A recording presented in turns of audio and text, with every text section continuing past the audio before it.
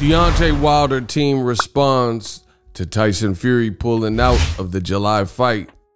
They still motivated. We're going to talk about that. What up, Fight World? It's your boy Ego. Make sure you guys subscribe to the channel. Throw a like on the video. That does go a long way when you guys click that like button. Now, this is Wilder. This was posted by his trainer. Hold on.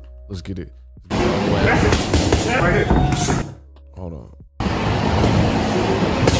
I don't want to hit shit. That's it. Right here. Let's go. Right there. Right there. That's it. That's it. Off the line. Off the line. Two. Oh, that right. I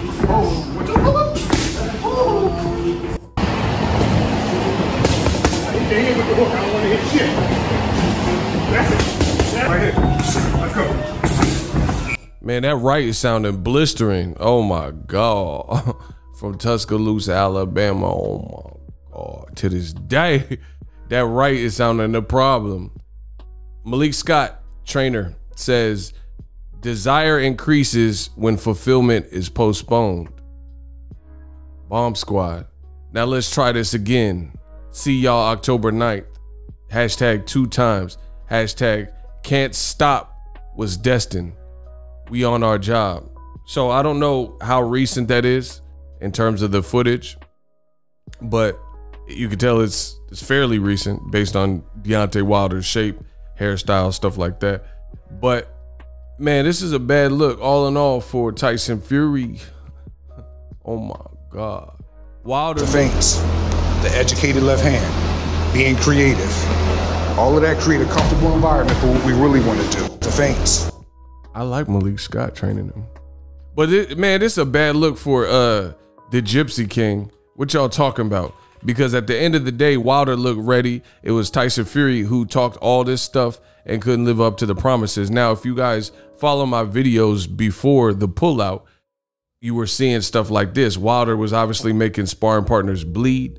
There were several leaked pictures from camp where he had blood. Physically, you could see that he's in great shape. Meanwhile, Tyson Fury was out here looking like a bruised turd and had black eyes. Bob Arum, his own promoter, was saying that he has been getting hell in sparring because of guys like Jared Anderson. See, look, he got a black eye right there. I rest my case. I rest my case. Right? And then what do you know? Tyson Fury then pulls out.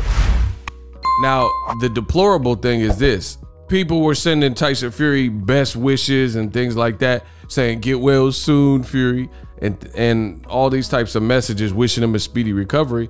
But then days later, you see Tyson Fury renting luxury cars at the club, at the casino, at the bar, and people are like, what gives?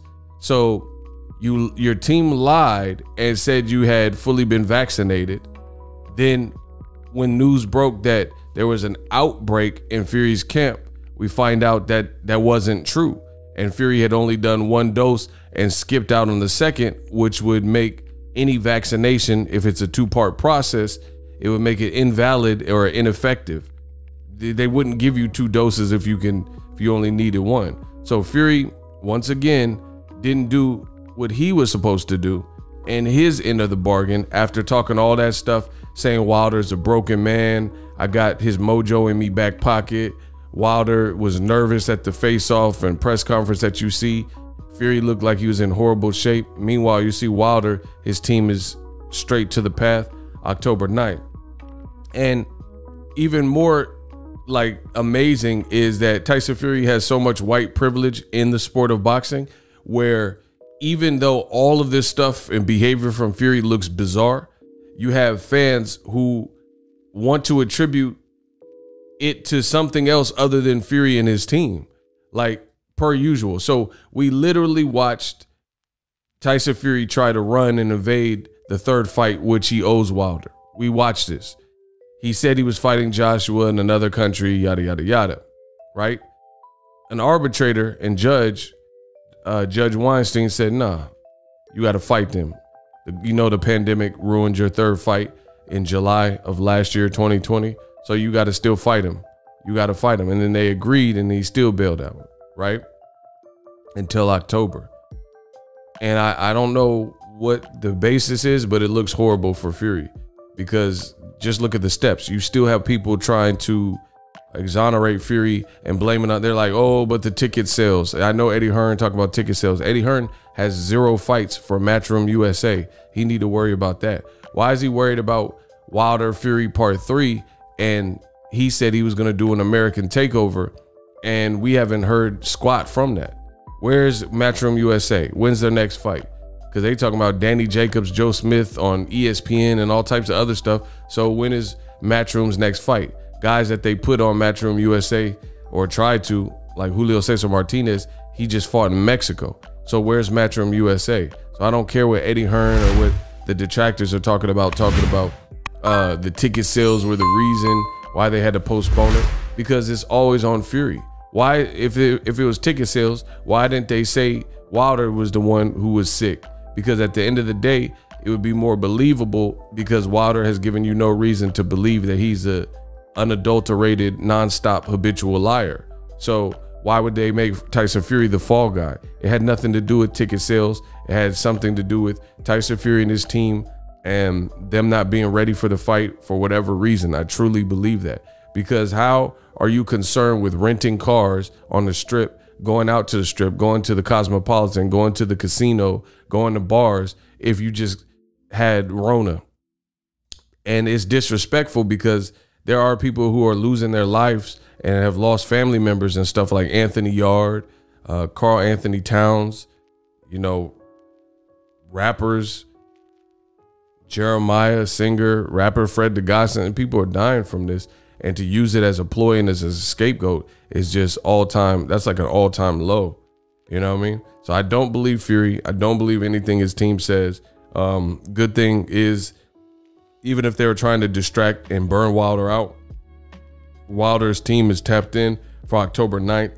I think Wilder has been buckled up for this ride for a minute. He knew that this is Fury's character. This is the type of stuff that Fury has to try to do to gain advantage. So, and he's looking old right there. Look at his crow's feet and stuff, but whatever. That's crazy.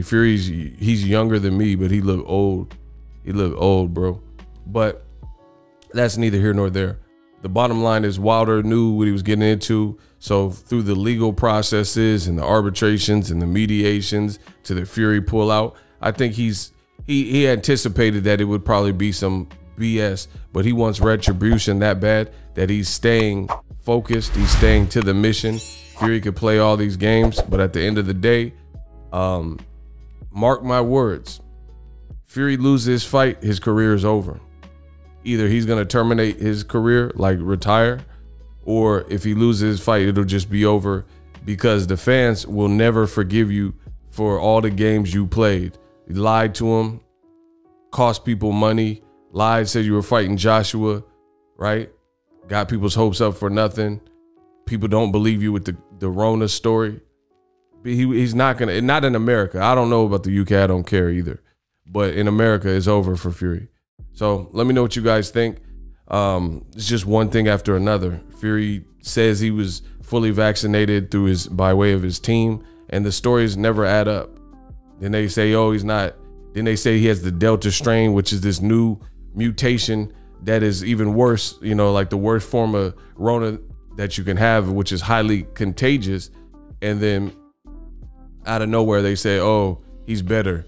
And conveniently, why is Fury, after he does these bizarre things like rent cars and be seen in public with no mask at the club, at the casino, you know, on the strip, taking pictures with fans, then all the reports come out saying he's been cleared? So how come none of those reports predate Fury's behavior? So you could tell it's just a cover up, and it's a setup to justify why Tyson Fury continues to do this weirdo stuff that makes him and his team look bad. So as a result, they got to do something. They got to do something. So they're going to come from behind and try to put all these damage control tweets and reports and articles out to try to exonerate him because they know he looks bad. Good to see that Deontay Wilder is still in great spirits. October is Judgment Day. Let me know what you guys think. Drop your thoughts in the comment section. Good work. But again, it's really, and look, let me tell you something. We tell all our fighters, you guys are fighting for big money, and promoters are laying out big money. Get yourself vaccinated so you don't contact the COVID. Now, you take the two fighters here, Fury is totally vaccinated, and I talked with Shelley Finkel a little while ago, and he said that Wilder's been fully vaccinated, and their corners have been vaccinated. That's taking responsibility. Are you tired of your YouTube videos not getting any views? Well, consider TubeBuddy. I've used TubeBuddy for years to scale up my YouTube channel. Now we're sitting over 200,000 subscribers.